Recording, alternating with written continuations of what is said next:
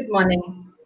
On behalf of the management, principal, and faculty members of Dr. M.G.R. Janaki College of Arts and Science Women, I would like to welcome you all to the eye-opener session on significance of Deepavali Utsav. We will start with an invocation to seek the blessings of the Almighty. May I request Ms. Archana Suresh, Assistant Professor, Department of English, to sing the prayer song. ಬೃಂದಾವನ ಕಂಡವ ಯಶೋದೆயின் மைந்தವ ಬೃಂದಾವನ ಕಂಡವ ಯಶೋದೆயின் மைந்தವ கோகுலத்து மன்னவா ராதையின் நம்பேவா கிருஷ்ண கிருஷ்ண கிருஷ்ணா ராதே கிருஷ்ண கிருஷ்ண கிருஷ்ணா வசுதேவன் தேவகிக்கு மகனாக பிறந்தாய் கொடூர கம்சனின் சூழ்ச்சியை வென்றாய் அதர்மத்தை அழித்து தர்மத்தை காத்திட அவதரித்தாய் கண்ணா அவதரித்தாய் கிருஷ்ண கிருஷ்ண கிருஷ்ணா ராதே கிருஷ்ண கிருஷ்ண கிருஷ்ணா ಬೃಂದಾವನ ಕಣ್ಣವ ಯಶೋದೆயின் மைந்தವ கோகுலத்து மன்னவ ராதையின் நந்தேவா.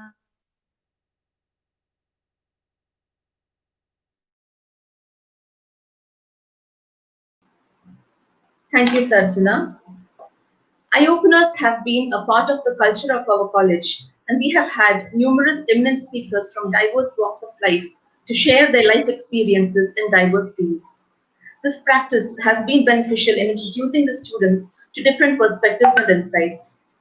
This being the second eye-opener session of our Silver Jubilee year, we are proud to have with us again Dr. D.K. Hari and Dr. Hema Hari, founders of Bharat Gyan, a civilizational study initiative to compile and present the knowledge of India, its tradition, its culture, and its global ties from an Indian perspective. They have traveled extensively to over 30 countries to understand these civilizations, their culture and knowledge. With factual content on 108 different subjects on the state of knowledge in India, its traditions and its sustainable practices, compiled over 15 years of dedicated research, the Hari couple have evolved into subject matter experts on the overall understanding of India across ages from over 8,000 years ago to the present.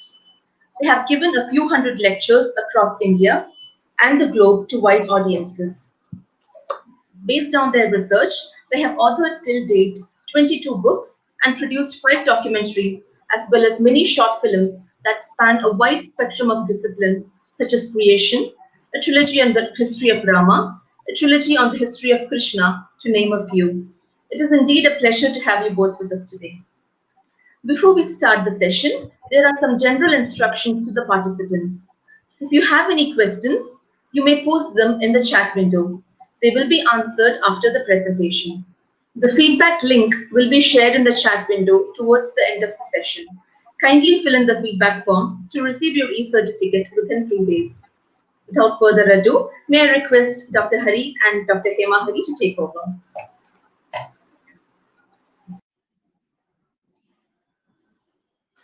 Thank you, Dr. Agita, for inviting us again to be part of this wonderful college of yours, of which we both have had good interactions over the last decade and more, primarily because of your correspondent director.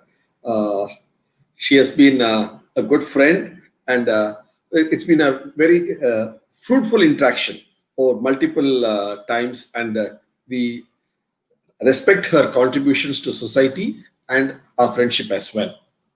Now, going on to the subject of the day, Deepavali. This is the season of Deepavali, and we have a wonderful aspect, this Deepavali. We'll just share the screen for you.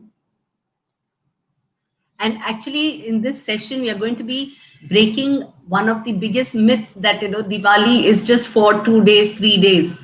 In fact, in Tamil Nadu, South India, we just celebrate one main day, that is the Naraka Chaturdasi day. But if we look at this and try to understand this festival, we will see how it is actually a month long of festival. That is why, he just said the season of Deepavali. So it is not just a festival of Deepavali, but it is a season of festive times and many, many reasons. It's a season which is celebrated for many reasons. And we're going to look at all those reasons now, hopefully as much as we can in the next 1 hour.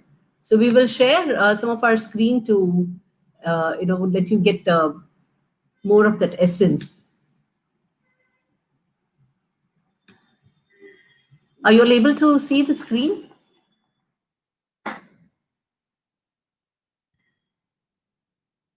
Can you see the screen? Is it shared or not yet? 1 minute. Not yet, ma'am. Yeah. Is it? Yeah, that should be fine. So you can see the screen being shared now. Yeah, you can see. Stop Yeah, share. fine, good, excellent. So now when we call this festival Deepavali, what does it mean? Deep, diya is lamp, okay, light.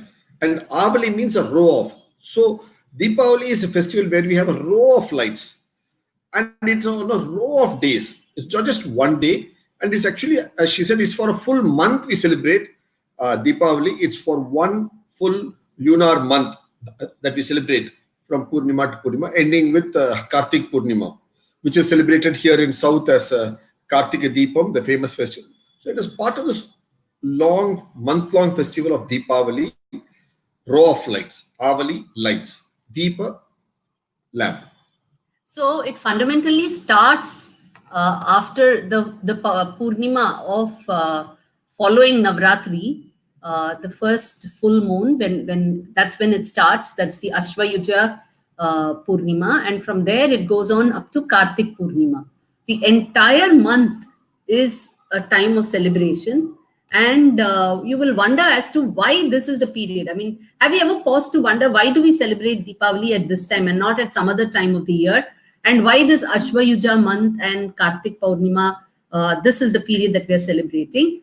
To just familiarize you with what is this period, Ashvayuja month or Ashwini, month of Ashwini, I will just show you a small thing about the zodiac. See, fundamentally, we have to understand. You are aware of the zodiac in the sky, right? Of course, many of you know the zodiac in the what you read in the papers about the astrological thing, but that's the real zodiac is in the sky. I'm sure you're all aware that there are 12 Rashi, right? Which is in English called zodiac. The word Rashi itself means cluster, things coming together. So a few stars coming together is Rashi. That's what it is. And there are 12 Rashis. Why are there 12 Rashis? Or we have 12 months. We have 12 Rashis, so 12 months. The sun moving from one Rashi to another is each month. So that's how we have the 12 Rashi. And if you look at this time of the year, do you know where we are? We are on the earth, right? But where are we in the sky? This earth is part of the sky. So where are we in the sky right now? So if you look at it carefully, the earth in its orbit around the sun will be in such a position that when you look at the sun from the earth, you will see it against Libra. You will see we are actually around in this belt. So you will see it around Libra and Scorpio. We are between these two right now. So this is the position where we are. And therefore, when the moon comes, so opposite. So when do you get a full moon? When the moon is opposite the sun. So if the sun is around this direction, the moon has to be in this direction. And the exact sign opposite Libra would then be Ashwini or the Aries, which is the starting.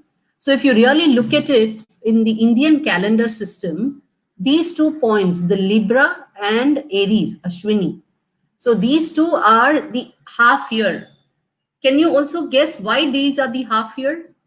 Because fundamentally, this is where you get the equinox also happening. So it is when the earth is around this part of its orbit, either here or here, is when you have equinox, that is equal day, equal night. So these are times of balance. That is why the Indian calendar starts when the sun is in Aries. The earth, when it is on this side, and you look at the sun and the sun is in Aries, that is when you start the new year. And this is the half year. 6 months later. 6 months later. when the earth has come this way. And the moon is along this, and the sun is along Libra. This It's is an the alignment. So it's an alignment of all this, from Libra to the sun, to the earth, to the moon, to Ashwini Aries. Look at the alignment in the sky. So that alignment brings about a this particular season of celebration. festival. Let's look at that. Because now what is happening is you're starting the dark half of the year. So from here onwards, as the earth moves into all these zodiacs, around align against these zodiacs, and the sun starts moving from Libra, Scorpio, Sagittarius, and so on. This part is the dark half of the year. This is the bright half of the year. So it is time to usher in the dark half. And look at the names of the month. See, this in Aries is where you find the Ashwini star. So that is why this month is called the Ashwayuja or Ashwini. And in Tamil, we call it Aipasi. And when this comes here, when the earth is here and the full moon is aligned in this direction, that is where, see, in Taurus, you find the Kartika star. That is why this month is called Kartikai. And the celebration of Deepam on the full moon, when the star is aligned with Kartika, is called Kartika Deepam. See that. So if you see, she said, no, this is the dark half of the year. That is why you light the lamps, diya, to herald in, to usher in the dark half of the year. And she also told you so well about the Kartika stars. Where are the Kartika stars in the sky? They are the Taurus constellation, and they are called Pleiades. In the sky, you can see those beautiful constellation in the sky. You can all see it. So we usher in the dark half of the year with lights. So beautiful, isn't it? And if you look at this, this is when in much of India, the southwest monsoon is over. And the skies, the clouds are moved away. And it's clear sky. So you can see a nice, clear full moon, isn't it? So you have beautiful nights, long nights with clear skies. You can see all the stars in the sky. The glory of the skies you can see after the clouds have moved away. And what do you see in that? This is what you have, the southwest monsoons, which comes over much of Bharatavarsha, and it makes the land prosperous with all the rains. All the lakes, tanks, ponds are filled with water. When water comes in, the land has prosperity. And what happens when you do that? When all your lakes and tanks are filled with water, what do you have? You have water lilies, you have lotuses, all that in the ponds, isn't it? So the sight is so beautiful. All your water bodies filled with water, and water flowers are there like lily and lotus. And the evening sky, when the moon is also coming, when you have nice lamps lit, it's so beautiful in the evenings to watch the moon, the gentle evening breeze with all these flowers, fragrant flowers, beautiful, waters full. So what do you actually call that festival? In olden days, the whole month of festival was called as Kaumudi Mahotsavam. Kaumudi means Kumud, Kumudam, Kumud, lotus, lily. So that's all called Kumud. So look at this, so beautiful. It is linked to the season of the land where waters have come in, bountiful rains have been there, all your lakes and ponds are full. And then in the evenings, you have this nice lamps lit so that they glisten in the water so beautifully in around your lakes and ponds and tanks and all those things. And you enjoy the evening breeze. It's so beautiful. So that's the autumnal festival. It's a moon festival. So just imagine for a moment, just close your eyes and imagine a scene where you're sitting, the skies are clear, there are full moons. The full moons can really be appreciated in this time of the year. So cloudless skies, the full moons are there, the waters are there to reflect and shine in these full moons. And even the stars in the sky, the waters actually lift up the entire, they reflect the whole skies and everything around, as well as they have all these beautiful flowers bobbing on them. So that is the scene with gentle breeze. It's not too cold, it's not hot, and that Pleasant. beautiful, pleasant time is, and the evenings of these times is what the people have relished. They have enjoyed it as a full season called the Kaumudi Mahotsavam. The whole month is called Kaumudi Mahotsavam, where you enjoy all the water flowers like lotus, lily, and it's Utsavam Mahotsav, a great festival. See the word Utsavam again here, you look at Utsavam. it. Urchavam, Utsavam, Utsav. So the word Ut means to rise, to lift, to Lift up. uplift, to elevate. So all festivals, Utsav, they were all meant to uplift the spirits of the people. Uplift along with the spirits of the people. When you link it with nature, when you link it with certain traditions, it is supposed to uplift your thought and your character itself. The word Ut, as she said, is uplifting. You would have heard it very often in the Venkateswara Suprabhatam that we hear in the mornings when it says Uttishta Uttishta Narasadula Kartavyam Devamanikam. It says no, So Rama- Uttishta Kamala Kanta. So Yeah. Rama, get up. Uttishta, wake up, get up. So arise. Arise is the word. So festive. Utsav means to lift up your spirits. So that is why this is an Urchavam, Utsavam. where you rise up yourself. And look at this. 750 years back, there was a saint in Kanchipuram by name Swami Vedanta Desikan. He writes about the Deepavali festival being celebrated as a lamp festival, lighting, and he mentioned in his shloka here. So this goes back by millennia, this festival in this part of the land. And look at this. This is another great scholar by name Appai Dikshidhar who lived about 500 years ago. He writes about this festival in his works. So across times, across land, they have mention of this festival of Deepavali, which happens on this day. So while on one side we have Kartika in South as a festival of lights, we have also had celebrated Deepavali also as a festival of lights all through so many centuries. So while we in South celebrate Deepavali for the reason of Naraka Asura, the victory over Naraka Asura, it is also connected with lights. And look at this, how we celebrate here Deepavali in down south. We celebrate it with the slaying of Naraka Asura. That's why we call it Naraka Chaturdasi. Chaturdasi is the 14. Thus 10, Chatur 4, Naraka Chatur, the 14, 10 plus 4, 14. So Naraka Chaturdasi is the 14th day. We celebrate it of Satyabhama fighting and defeating Narakasura. And this being of course, Satyabhama is the wife of Shri Krishna. Okay, she is the one who takes the weapon, the bow and arrow, and shoots down the Asura by name Naraka. Look at the name Naraka itself comes from the Nara, Nar, Nari, Naran, the man. So it brings out the evil in man. So he is Naraka, Narakasura. And who actually kills him? It is not Krishna, but it is Satyabhama who takes up her bow and arrow and kills him. So it actually speaks about women power. Look at this. This is a women's college.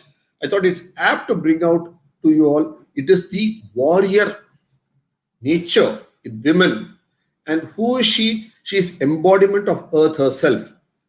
She is embodiment of patience. But when man overdoes things, it is the women power that stands up and defeats this ill behavior of manhood. So it's not just gender, but understand the purpose. So it is the women power. It's a victory of the women power over the ill doings. So that is what you should understand. It's a beautiful allegory, but that is what it is. The story very clearly comes out as Satyabhama fighting with and defeating Narakasura. It is actually a victory of women power this day, this whole festival of Naraka Chaturdasi. Earlier last month we saw Navaratri. Again, that's a festival of exhibiting the skills of women, right? From keeping kolu to wearing nice dresses, to singing songs, to dancing, to doing rangoli, kolam, various aspects. And Okay, also culinary the skills. tattva, the feminine tattva in nature. So that we showed in Navaratri when we spoke last month about it. Here, this one speak about Naraka Chaturdasi. It is Satyabhama's skills, her archery skills, so her bravery, her Kshatriya Bhava, her strength, her valor, her courage to stand up and fight for what is right and defeat what is bad in the human nature. So that is what it stands for. And look at this. This is, when did this event happen? We know Krishna lived about 5,100 years ago. We have written a book on it called Historical Krishna. your ma'am has that book. You can see, I'm sure it should be in your library. You can also see that. It's also available in our website for reading. Okay. Now this Naraka Asura, the word Asura here obviously denotes bad, but generally need not denote. Asura means one who's got the Josh in him, the force in him. So this man, Naraka, had that extra Josh, that force. So because of which he became an Asura. And his kingdom is known as Pragjyotishpuram. Puram means a region, a place. Obviously, still we use the term all over. Jyotish, Jyoti, light. So Pragjyotishpuram, the way that's brightly lit. That is his kingdom. It is north of Bengal today, south of Sikkim, west of Assam. That is where this Pragjyotishpuram was. And it is here that Krishna and Satyabhama, who are living in Dwaraka, they go all the way from Dwaraka is here. They go all the way from Dwaraka to vanquish Naraka Asura and liberate the women whom he has captured. And where is this happening? It's happening there in north of West Bengal, south of the Himalayas. And where is this maximum celebrated? It's celebrated here in the south. The Deccan, that is from Goa to Tamil Nadu to Andhra Pradesh to Telangana to Karnataka, celebrates Naraka Chaturdasi. Look at this. A historical event happening geographically far away in the land is celebrated continuously for the past 5,100 years. Here down in the south Deccan, the word Dakshin is a very Indian word. Dakshinamurti, Dakshineshwar, Dakshin. That word, when the British came here, they anglicized that word to make it Deccan. And here you see, so it's celebrated here, the Deccan Plateau, Dakshin, we celebrate this. So it shows about the geographical connect of the land, how this land as a civilization for the last 5,100 years is so well connected beautifully. That's what we bring out. And see this. And this is that place, Pragjyotishpur. This is the ruins of that place. Now, where you got this, there are a lot of stupas and deities here, both Buddhist, Jain, Shivlingas, everything is here. See, a lot of Shivlinga here. So this is the place, this is the archaeological site of, this is in Western Assam, that you have this Pragjyotishpur. The actual archaeological site now, where Narakasura lived. This is in the hills, see there? So this is all about the stories there. Look at the stories here, all carved there in the rock face, beautifully. And this is the gateway to that place, that park of Pragjyotishpuram, which was the capital of Naraka. So we celebrate that here. So it's so beautiful. So what happens in Western Assam is celebrated in Dakshin Deccan as Naraka Chaturdasi. Look at that. Now let us go west. Look at Lakshmi Puja, which is what is celebrated in Western India. That is Maharashtra, Mumbai, Gujarat, Rajasthan, some amount of Madhya Pradesh, Northern Karnataka. Why is it they celebrate Lakshmi Puja then? What does Lakshmi bring in? Lakshmi brings in wealth. And when does wealth come? After the monsoon rains. Because when the monsoon rains are there, your fields get all the water. When your fields get all the water, what happens? When your fields get all the water, they are luxuriant. They have got so much rains and water. So you got good crops. When you get good crops, you get good yield. Then you can sell it in the market and get money. So that's when you celebrate Lakshmi Puja. Look at this. For each region, the puja is intertwined with the geography of the region, what the produce of the region is so beautifully. So that's why you get the Lakshmi Puja then. Now let's go on to Rajasthan. Rajasthan, we all know, is one of the most famous Jain traditions of the land. Is in Rajasthan. So it is the day when it's looked at as Mahavira's Parinirvana. So if there is Jains in our college, the noble tradition of Jainism, it is the day that Mahavira, the 24th Tirthankara, he enters, he joins one with Jyoti. So it's celebrated as the most important day for the Jains in that way. It is Mahavira's Parinirvana. Then if you go here, this season is the celebration between brother and sister. It's a very important festival. I'm sure all you ladies will have a lot of brothers and it's a bonding of brother sister day. So it's called Bhai. Bhai means brother. So Bhai Dooj. So it's a joining of Bhai, brother sisters festival. It's wonderful that each part of India is celebrated so beautifully. So it's a bonding festival of brother and sister. It's a lovely relationship. See, actually, you have to relate it. If for people from the south, we can relate it to the brother-sister connection during Pongal Sankranti. So after the Sankranti festival, the Sankranti harvest, you find that one of the traditions in South India is for the brother to visit his sister and give her gifts. So the sister goes to the brother's house to keep Kanu, and then the brother gifts her for Pongal. He gives her clothes, he gives her grains, whatever, everything, in different forms. So in South, this kind of a brother gifting to the sister is happening after the Sankranti harvest. Whereas in North India, many other parts of India, not just North India, many other parts of India where the monsoons have yielded a good harvest. So post that harvest during Deepavali is when the brother visits the sister and gifts her various things. So that is what is celebrated as Bhai Dooj. In Bhai Dooj, typically you'll find the brothers visiting the sisters and sisters visiting the brothers. So it's like a family time. So it is a brother-sister relationship is beautifully brought out. Of course, so the daughter of the house is given her share of the harvest bounties is also given to the daughter of the house wherever she is. The brother goes and gives it to her. And where better than celebrated with the Yamuna river because of the Yama Yami concept of the brother-sister conversation, which is incidentally mentioned in various texts like the Rig Veda, Shruti, Smriti, Itihasa, Purana. Everywhere it's mentioned about this Yama Dvitiya, it's called the second day. Because this will happen, see, Amavasya, Naraka Chaturdasi is one day before Amavasya. One night before Amavasya. Amavasya is the day when you have the Lakshmi Puja and everything. Then one day after that is celebrated as a new year by many of the trading communities.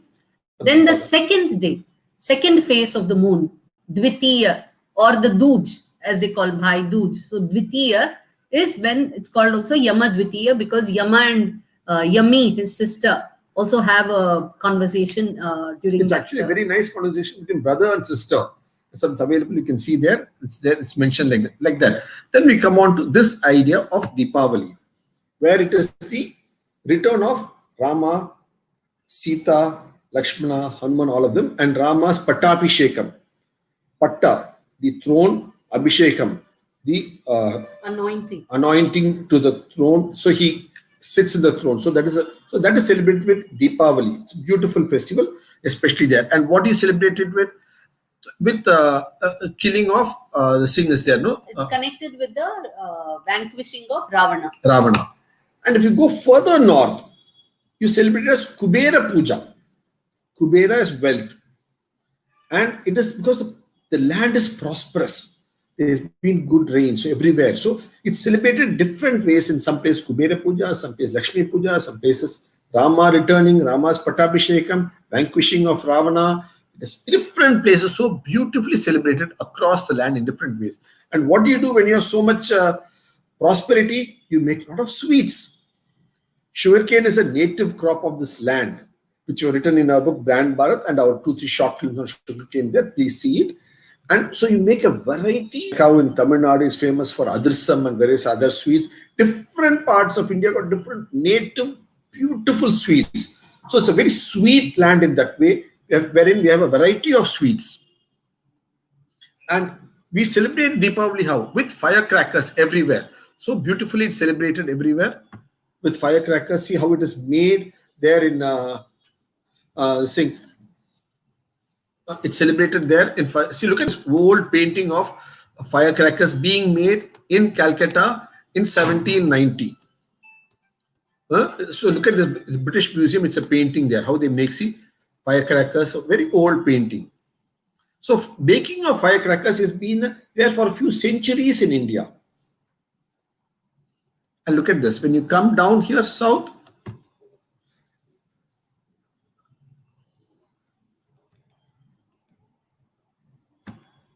and look at this Deepavali being celebrated with firecrackers. Look at these paintings of firecrackers in different parts of India. So beautifully celebrated everywhere. So it just shows that celebrating Deepavali with firecrackers has been a millennia-old tradition of this land. So it's not something that is just a recent add-on, point one. And also, it is not just as a expression of just fun and cheer. In our book, Deepavali, we have actually written about the reason why they introduced firecrackers as a means of celebration, as a means of observing the Deepavali season. And it has also been taken on the aspect of fun and celebration. Also, look at this beautiful painting, all going back a couple of 100 years in ancient India. How, see, look how all it's celebrated. So look at the amount of Deepavali. Look at the row of lights everywhere and the firecrackers in it. Look at this tower of lights. So it's a British painting, and he is drawn as he has observed it being celebrated in many places. So this is during a travel from Bengal to Delhi. So on the way in Uttar Pradesh is his observation. Look at this, how it's Avali, really row of lights everywhere, and the tower of lights. This tower of lights is called Akash Deep or Uluka, as you can see written about in the book. So what you do today, the pencil and all that, what you see, it's so old in tradition. Look at the row of lights here. And all the firecrackers in the skies.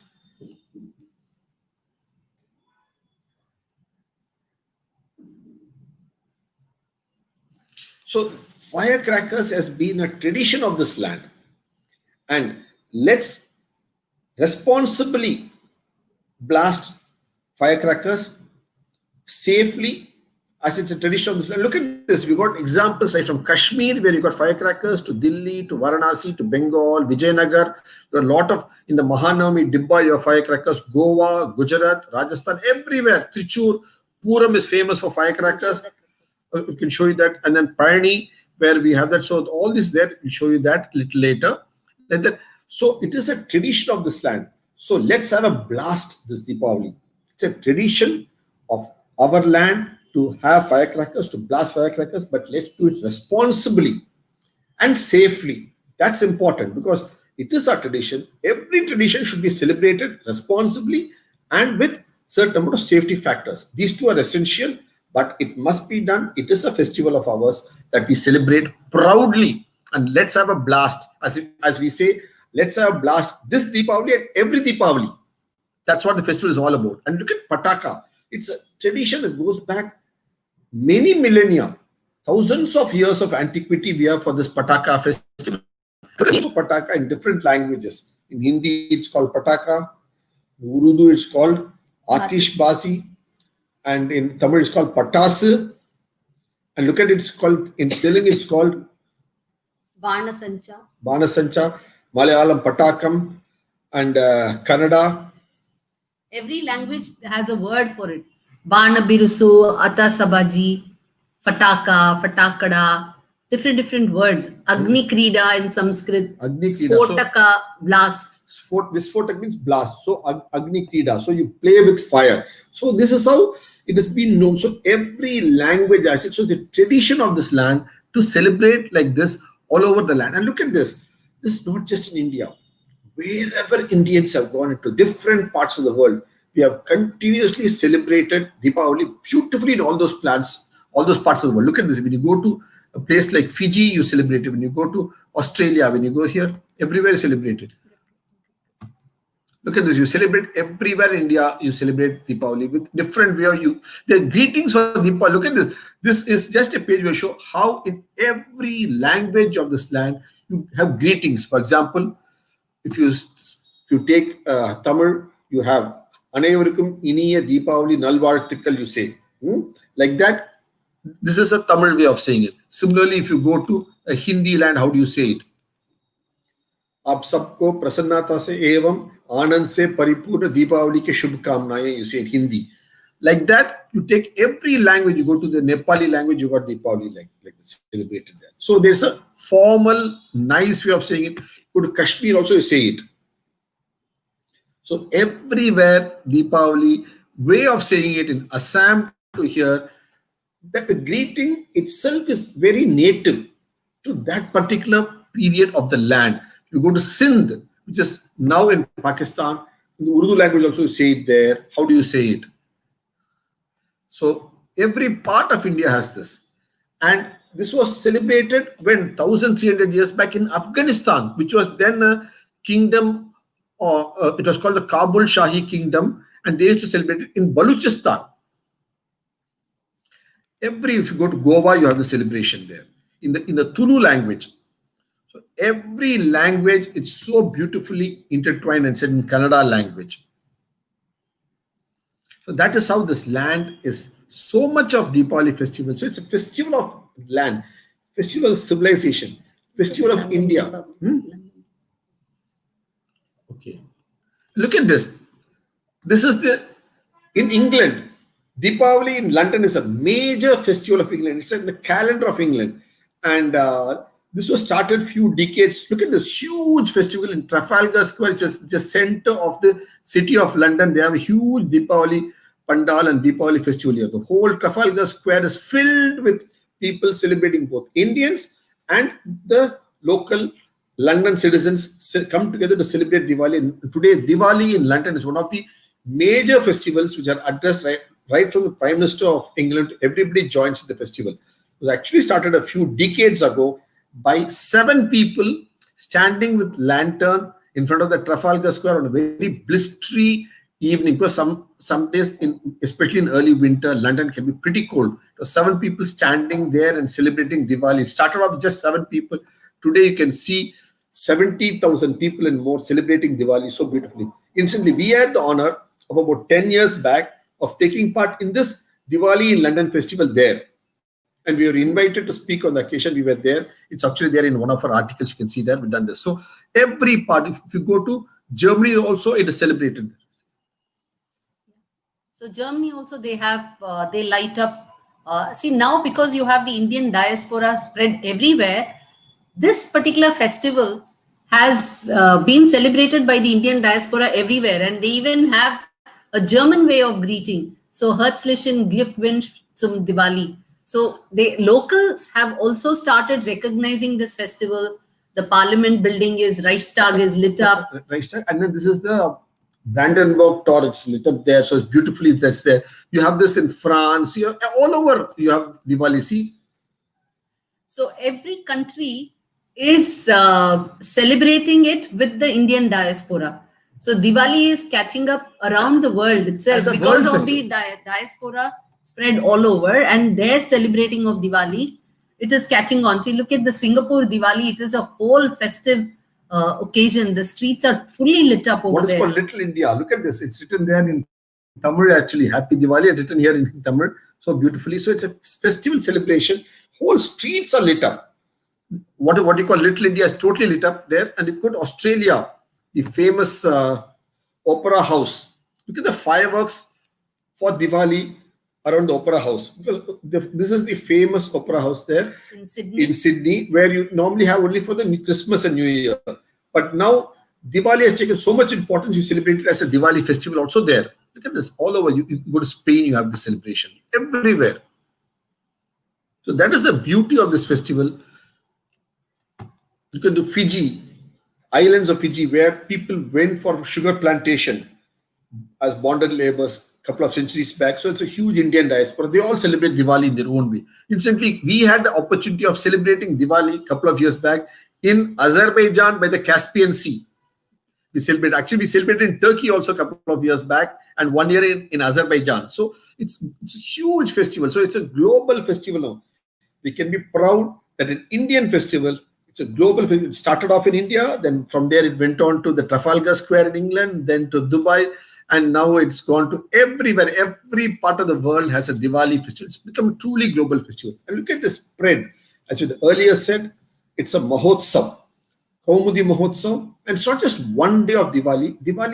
There are so many festivals inside Diwali that we celebrate, what you call Deepavali. You celebrate so many festivals, which ending with your, after your Dashara, to your Parinirvana, of Mahavira, to Kubera Puja, to Dhanteras, which is actually going to be celebrated tomorrow. Teras is Tera 13. So Dhan is money. And who do you celebrate it for? dhan, Lakshmi, and more important, which is the most important dhan that you have? Anybody can guess? More than money, you have a dhan that's very important. Very important dhan. That is your health. Your health is wealth. And why do you celebrate it for? You celebrated that for Dhanvantri, the divinity for good health. So Dhanteras is a festival you celebrate for Dhanvantri. So on Dhanteras day, and then Lakshmi Puja. So which is why you see in the Tamil tradition, and I think many of the other South Indian traditions also, along with Naraka Chaturdasi on Diwali day, you also have a preparation which is called legium or marund. So all the different herbs and spices are mixed together to form a kind of a digestive medicine, which is consumed even before you consume all the various sweets. So that is in connection with the fact that this is also the period of the emergence of Dhanvantri from the seas. So Waters. with the waters, along when the Samudra Manthan happened, when the churning of the ocean happened, that is when Lakshmi emerges, that is when Dhanvantri emerges. So this day, Dhanteras, is the day connected with the emergence of Dhanvantri, emergence of Lakshmi, and that hence you have this a medicine kind of a legium which is prepared, and it is It's a consumed. good digestive because you're going to consume so many fruits. I mean, so many sweets. So it's a digestive one. Then you have Lakshmi Puja, as you have seen. Then Naraka Chaturdasi, Deepavali, Govardhan Puja. I'm sure all of you have heard of this famous story of Govardhan Giri, Krishna lifting the Govardhan hill.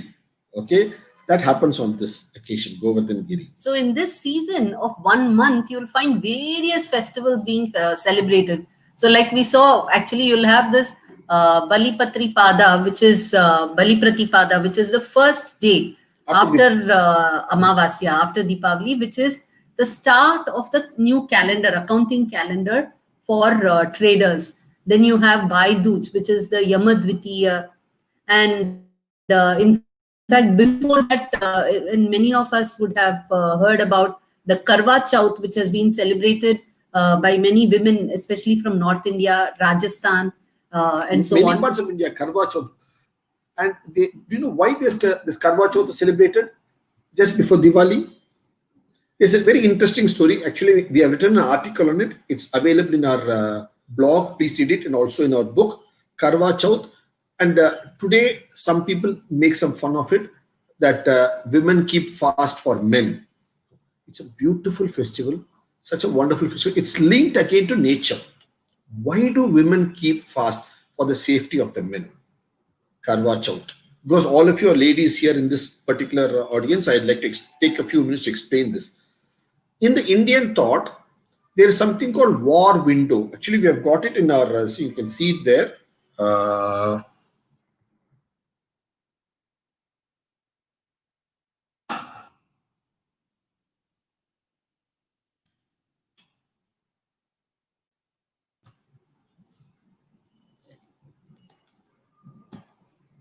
See, it's called Karwa Chauth, and it's on the 4th day of the full moon. It happens there. They all celebrate this from sunrise to sunset. It's a beautiful festival, and it actually happens. Look at this. I'm saying it happens in a war window. That is after the rains, after the bountiful harvest. It is then that the men have time to go to war if need be, because you can't go to war when it's raining. Because you cannot fight a battle in monsoon rains, pouring torrential rains, and soldiers will not come when the fields are to be harvested. So they'll come only after. So all military campaigns in this land have happened right from the Rama Ravana war to the Kurukshetra war, all the way up to the East Pakistan Bangladesh war of 1971, have always happened after the monsoons, before the onset of winter. Look at this. For so many thousand years, all the wars. Look at this. So it's a war window actually in India, in the civilization. After the monsoons, after the harvest, and then before winter. So what do women do? Obviously, when men go to war, they pray for the safe return. those days it was mostly the men who went for battle. So that is why Karwa Chauth was celebrated after the monsoons, after harvest, for the sake, if in case there happens to be a war, for the safety of their families. It was the women who observed this Karwa Chauth. Look at this. There's a concept called war window. It's unique to our civilization. And that's what we should understand, how beautifully it's intertwined. We've written an article on this, and also it's there in our book. And this is the window. It's actually a war window that you have here, in which this is for. And this goes back, or there's a legend to this explained in that. You can see that. It's there in the book. Look at this.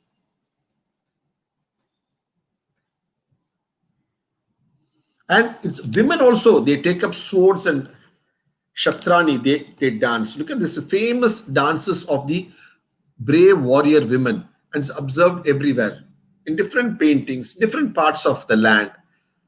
All the modern paintings of Karwa Chauth to see that. So that's a beautiful festival of this land. So now coming back to Deepavali.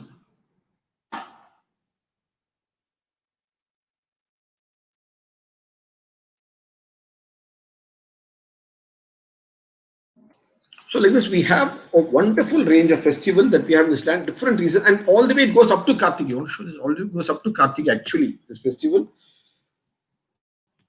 And look at this 5-day festival. She'll show you this particular chart. Show this chart.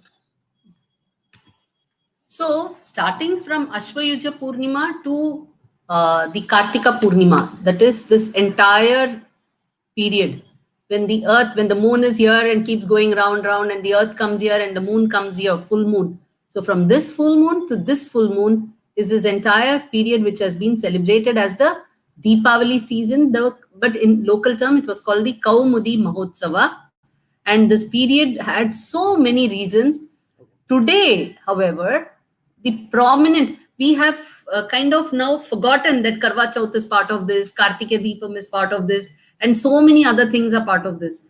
Today, however, it has shrunk down to associating just about 4 or 5 days with Deepavali, where each part of India focuses again only on one particular day. Usually just they pick up one of the highlights. Like we said, for instance, in South India, it's Naraka Chaturdashi.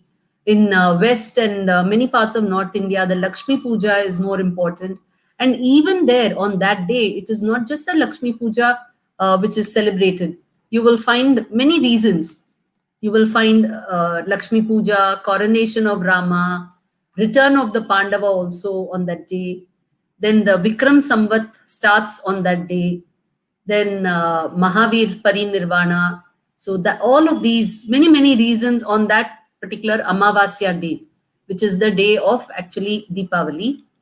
And then the next day is celebrated as Govardhan Puja.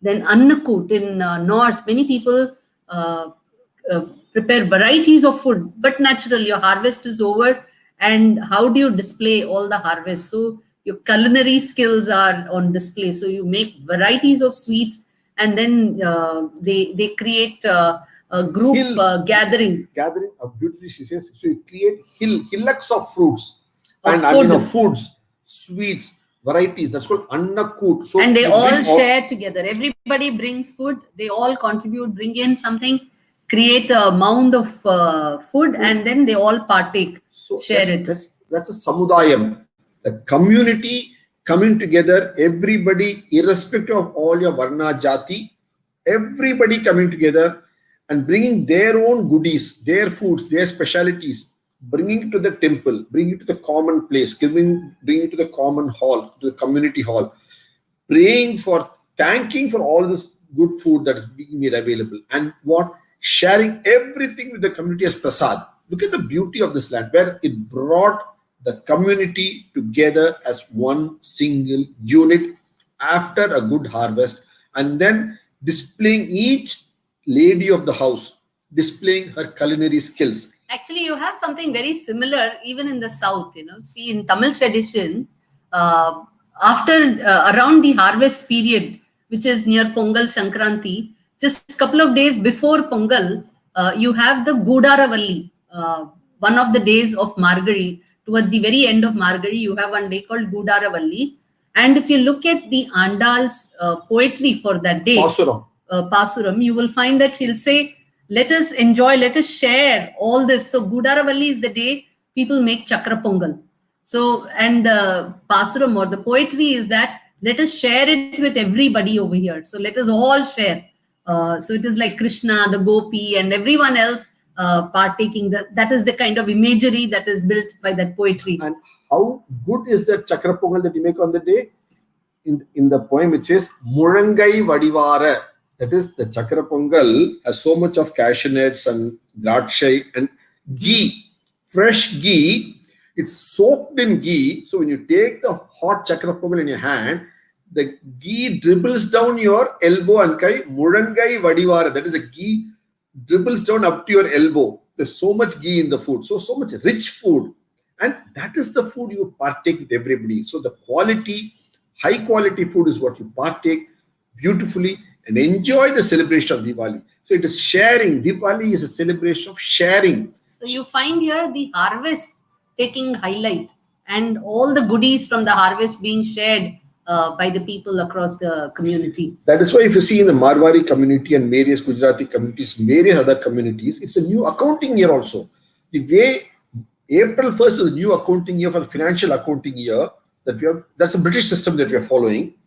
Earlier, when you had the new harvest, when you had you start the new accounting also as well. Look at this. You may have a calendar year for different purpose. Your business accounting is different purpose. So Lahu, you got a January 1st for calendar year and April 1st for accounting year. Like that, your accounting year started with Deepavali. So that you get good money. So you start a fresh accounts. So look at everything is true. And you have 7 days later, you have Chat So Puja. second day you have Bhai Dooj. You share the wealth. You share it with your family, especially your sister. Then sixth day, Chat is the sixth day, especially in Bihar. This is very, very popular, where they pray to the sun that time. So this is the Chat Puja. They all go into water bodies, local water bodies, and then pray to the sun, both in the morning and in the evening. Sunrise and sunset, the ladies of the house, they wear kumkum, they dress up very well, and then they go stand waist deep in the local water bodies and they pray to the sun for the well-being of the family and the whole community. Look at the beauty of it. It is women who always pray for the well-being, not of just themselves, more importantly of the family and of the whole community. That is the beauty of women. They know how to pray, not just for themselves, but their family, which takes priority, and the whole community. That is the beauty of this civilization, or the women of this civilization. And I think all of you should be very proud to be born as women of this civilization and celebrate each aspect of this land in this perspective so beautifully. And that is what. So you should all be proud to be women of this land and have such nice celebrations that you're all going through. There's actually lot more we can talk about Deepavali for another hour or two also. But there's a film available that they made. It's a half-an-hour film in similarly like English, dealing with some other aspects of Deepavali which we have not covered in today's presentation. You're certainly welcome to watch the film. There are a couple of other short films also in our YouTube channel. You can watch in Bharat Gyan YouTube channel. Then there's a book we've written, about 400 pages, on different facets of Deepavali. We'll show you the book cover now, and we'll show you where the film is also, so you can all go and watch it there, so that we have covered certain aspects that we have not covered in the film. We have covered certain aspects which we have so that you get to get the range. You get to have an hour's discussion with us on different aspects and get to see the other aspects also there. So we have done both. We are trying to balance both for you. If you go to the Bharat Gyan website, there it is. And if you go to the book section, there is a book called Deepavali, which you can all go read. It explains in great detail. If you go to scroll down in the book section, you have a book called Utsav series, Deepavali Festival. That book is there for all of you to read now. It's available on Kindle. You can all go read. That's one. Okay. And the contents of the book also can you show.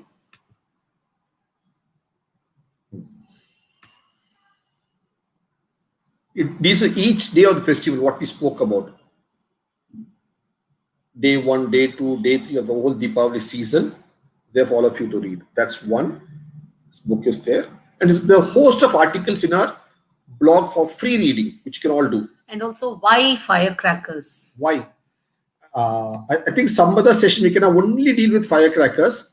How we have a history of fireworks in India from so many millennia, starting from Bogar to all along in Kautilya, it is mentioned. Raja Bhoja in 1000 CE is mentioned. So, how we have firecrackers as a history itself.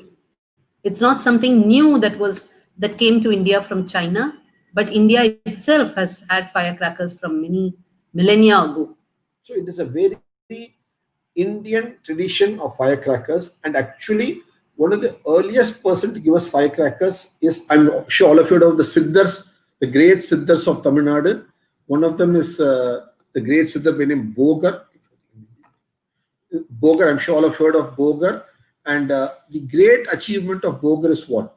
The great achievement of Bogar is, if you see, it is, he was the one who, here you got the image of Bogar. I hope you're able to see the image. This is the image of Bogar there. And he lived probably 5,000 years ago. And Bogar, if you see, what is he primarily famous for? The Dandayudapani Vigraha in the Payani temple on top of the Payani hill. He is the one who made the Vigraha in Nava Pashanam. Nava has got two meanings. Nava can be new. Nava can also mean 9. So it's the Pashanam is the chemical. So it's a 9 chemicals brought together, or the 9 new chemicals brought together. It's Nava Pashanam. So he was an expert in chemistry. And this Bogar wrote a treatise, which is now famously, which is known, then written by the name of Bogar Yarayiram. That is the name of the treatise, Bogar Yarayiram. It is there. And in that, he very clearly brings out that he calls it what? He calls it Vedi Uppu, he calls it. And brings out that it was he who made this. I think it's some other chapter. So he makes this Vedi Uppu, and from that only we get that. So saltpeter. I'm sure in chemistry, all of you have heard of saltpeter, which is needed to make all this chemical. So Patasa is a very clearly tradition of us in India and the Tamils. So beautifully. So let us celebrate Patasa beautifully as a festival of this land and responsibly burst Patasa safely. And for the youngsters in your family, teach them how to do it safely, because you're all today college-going students and professors in this institution. So all of you know how to responsibly do it safely, do it without play, without being playful about it. Play, but don't be playful. Responsibly, safely burst Patasa, because it's a tradition. Bogar has written how to make Patasa many thousand years ago. So it's a tradition of this land. And Sivakasi, our land, makes some of the largest amount of firecrackers in the world, and we export all over the world. So it's a proud Indian tradition that's come down to us many millennia, the technology to make it, and for a host of reasons to show how we are a prosperous land of celebration, of multiple reasons of celebration. So in India, there are many seasons, and there are many reasons for seasons and for festivals. So for every reason, there's a celebration. For every reason, there's a season, there's a reason, there's a celebration. It's the beauty of this land. And let us all enjoy and celebrate it. And let's have a wonderful Deepavali. Let's have a blast. This Deepavali and every Deepavali. So happy Deepavali. There's a film also you can see on this. I've shared it with your professors. You can all watch the film. It's nice, and take it forward from the articles also in the blog that did about Deepavali. Short articles, just 1-2 pages. You can read them also and share with all your friends. Okay. Any questions you'll be happy to take, because we almost come to the end of 1 hour presentation. We'll be happy to take questions now. Thank you very much, sir. It was a very informative session. And there are many inputs in the chat box saying that it was very informative. We all got to know that it's not just about bursting crackers and eating sweets. There's a lot more to Deepavali. Thank you very much for the session, sir. Dakshayani, Assistant Professor of Psychology, would ask the questions posted by the audience. Thank you so much, ma'am and sir. for enlightening us about the rich significance of Deepavali Utsav during this Utsav season. It was really interesting to know the roots of our heritage. It was really nice, and we have got a lot of appreciation from the audience side. I'd like to read some of the comments. Beautiful pictures, sir and ma'am. It was really nice slides. It was really good and nice information about Deepavali. Thank you, ma'am and sir. It was very well explained. And many of them have said it was really nice and it was really interesting to know a lot of traditional values that we have. Thanks a lot. So we'll now move on to the question answer session. So here's the first question. Is there any health benefits associated with bursting crackers? Yes, mosquitoes will reduce. That's certainly a big health benefit. When you have waters in the ponds, you're going to have mosquitoes because earlier you had clean waters in the ponds and you had fish in the ponds to reduce the mosquito eggs. Today, unfortunately, the ponds are all very dirty and cesspool, so breeding ground for mosquitoes. And instead of just having tortoise mosquito coil, you can have pataka, the fumes, which will again reduce mosquitoes. Certainly, health benefit from that perspective. And look at it. When you see pollutants in the air, you have to list out the pollutants in the air. Which are all the pollutants? Which is the most polluting product that we use? Sequence it out.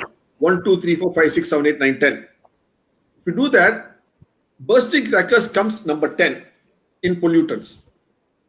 Which is the first pollutant world over, not in India and the world over, for environment? The meat industry. The meat industry is the most polluting industry in the world, followed by automobile emissions, industrial emissions. Meat industry because of the meat. And the methane, meat industry because methane and washing of the meat and all the fecal material, everything, it's the most pollutant world over. There's no doubt about it. Okay, that's number one pollutant. Number two is the emission of automobile fumes. Number three is industrial waste. That sequence, we see number 10 comes just for 1 or 2 days or 3, 4 days, you burst crackers. Now, you cannot use the number 10, you are not addressed 1 to 9, but you're going to attack number 10 alone, say it's a pollutant. Means we are all logical people, we are rational people, we are educated people. We should know which are the sequence and which to take on. You take on pollution right through the year. You can't be taking only the point 10. So we are intelligent people, educated, logical, rational, scientific students. You understand the reasoning, okay? So it is not a pollutant in the sequence of pollutions. And it is a technique which can add a lot of value in terms of being a disinfectant as well. So depending on the contents of it, you can use it very effectively to kill various germs and other infectious elements around your environment. And in earlier days, they had used a lot of organic herbal chemicals. Chemicals is wrong. The herbal mixtures. Green patasa. That's what you have. Now today we are having green patasa, which are more eco-friendly.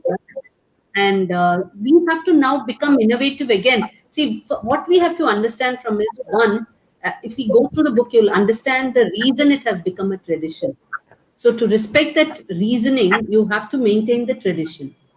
Now, two, earlier they did use a lot of herbal mixtures, and today we are coming up with green, but green right now is to the extent of non-polluting. But the next step for us would be, how do you become innovative enough to not just stop with non-polluting, but make it more health benefiting as well? So move on to the next level. So you stop creating harm, fine, that's very good. But now create good. That is the next step. So when you do that, you are also going to respect your tradition, the reasons why this was introduced, as well as you're going to gain benefit out of that, which is what the original intention was as well, from which we had deviated, and now we have to get back, become more innovative to go towards that step. Okay, thank you. Next question, please. Yeah. Thank you, ma'am and sir, for explaining so well. Yeah. So the next question is there any festival like Karwa Chauth celebrated in the south part of India, southern part of India? See, we have Savitri Nombu, which is somewhat similar, and Varalakshmi Vratam. Varalakshmi Vratam is there, Savitri Nombu is there. See, these are all kind of fasts. They are the very word vrat itself, like we explained during the Navratri session. Vrat means it is to contain, to keep yourself contained. Either contain your intake of food or contain your three fundamental activities: speech, thought, and your intentions, your thinking, your speech, and your body actions. So three aspects: how do you contain either one or all three, and therefore regulate your well-being, as well as once you regulate your well-being and you're very balanced, then whatever thoughts you have, whatever prayers you have that time will bear fruit. So that is why you go on vrat, so that you are very balanced, you are in a very good frame of mind. And at that time, whatever you wish for, those kind of wishes translate into this everywhere and kind of helps yield the result. So that is the vrat, and that is done for the well-being of See, today is husbands. Ekadashi. Today is Ekadashi. That's also a vrat, where you are supposed not to eat and sort of solid foods. You're supposed to keep your stomach clean. It's a cleansing event.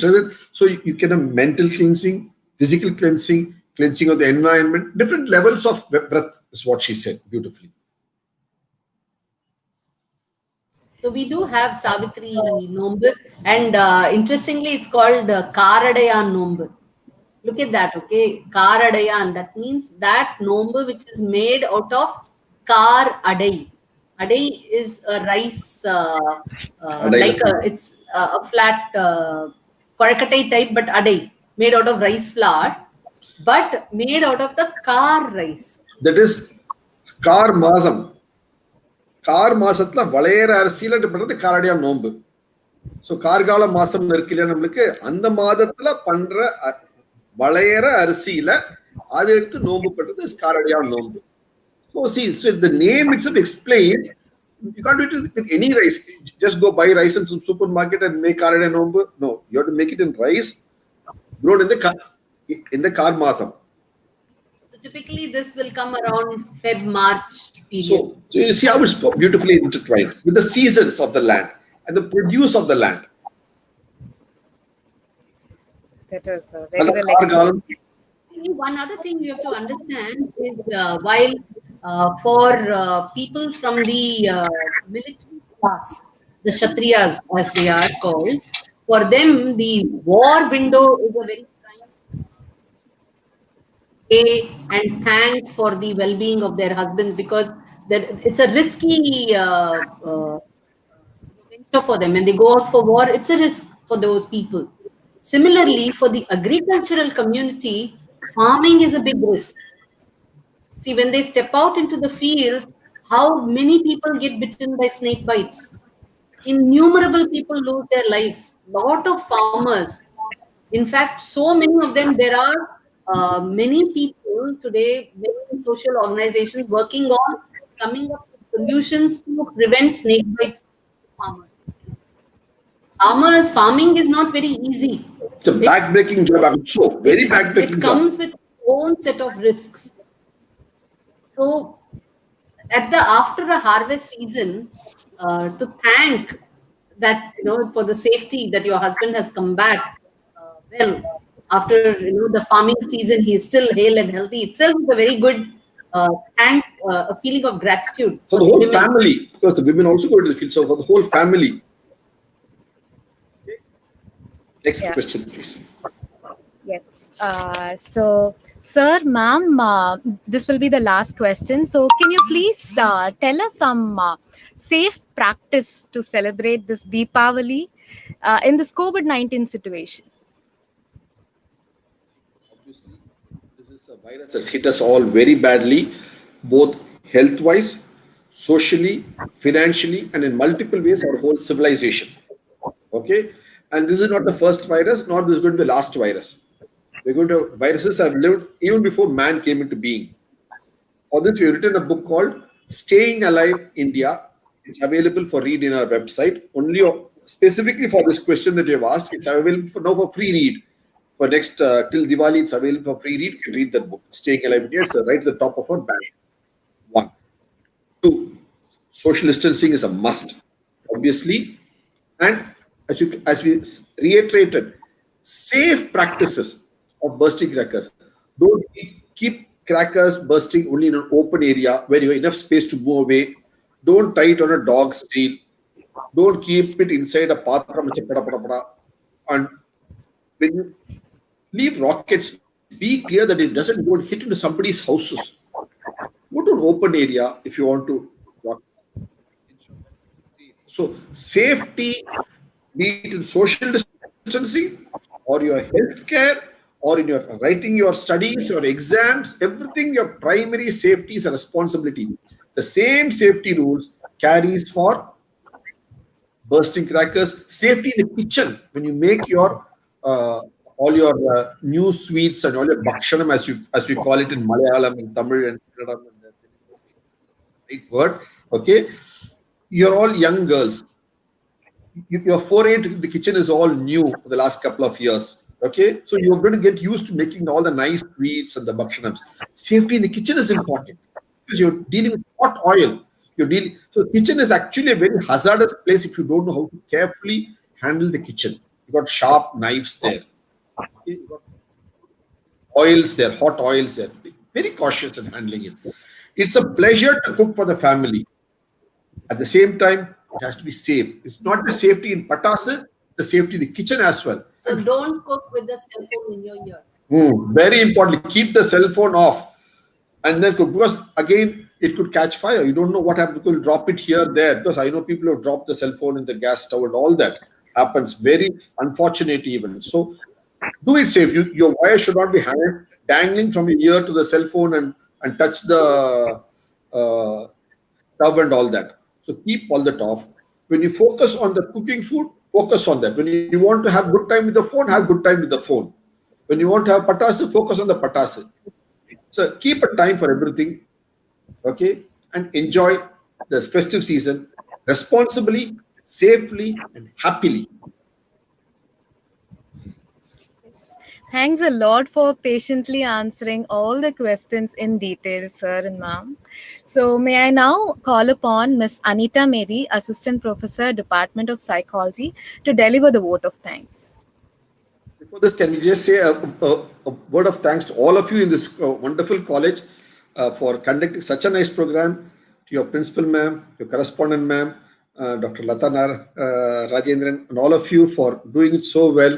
Your principal ma'am also for giving all of the students such opportunities to engage with people both from the institution, outside the institution, to learn so much. It's a wonderful opportunity. You're all so lucky to be in such a open-minded institution, and kudos to all of you. Thank you, ma'am. Thank you. Thank you, sir. Very good morning to one and all present here. It is a great honor and privilege for me to propose the vote of thanks for this enlightening session today. I would like to start by thanking God for paving the way that we safely walk on each day. It is indeed a privilege for me to once again thank our amazing speakers, Dr. D.K. Hari and Dr. Hema Hari, founders of Bharat Gyan.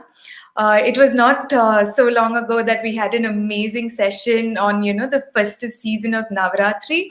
Now we are enlightened on the season of Deepavali as well. And what a better way to, celebrate this festive season than actually understanding the season in its totality. And your session brought us out of, our mundane day-to-day work and filled it with excitement and eagerness to celebrate this holiday, in its true, authentic sense. Thank you for taking us through this like magical journey. It felt so rejuvenating. It felt so peaceful. And our mouths also kind of watered a little when you spoke about the sweets. Everything you'll explain is so beautifully put, understanding our tradition to its core. For example, like, Karwa Chauth, where, we do what we're supposed to do, but we really don't understand the roots behind it. And you all have put it out so well. And all the negativity behind certain traditions are also, quashed by understanding what it's all about. So thank you, sir. Thank you, ma'am, once again. It was a beautiful experience. My gratitude also goes out to our powerhouse, our energetic correspondent, Dr. Lata Rajendran, and our ever helpful chairman, Mr. Kumar Rajendran. I would like to take this opportunity to thank our principal, Dr. Mani Mekalai, who has constantly been guiding us throughout, everything that we do, and our vice principal, Dr. Lakshmi Balaji, for her hands-on support throughout all our endeavors. My heartfelt gratitude goes out to Dr. Shanti Lakshmi, our Dean of Academics, and Dr. Abhita Sabapati, our Dean of Students, for their help and guidance in all our eye-opener sessions. And of course, last but not the least, I would like to thank each one of our students and everybody for joining in and making this session a huge success. I'd like to take this opportunity to wish all of you a very happy Deepavali. Enjoy this festive season with the ones that you love. Happy Deepavali, sir, and happy Deepavali, ma'am. All of you all enjoy yourselves, but stay safe as well. Thank you all once again. Thank you. Wish you all a very, very happy Deepavali. Thank you. Thank you. Same. Happy Diwali.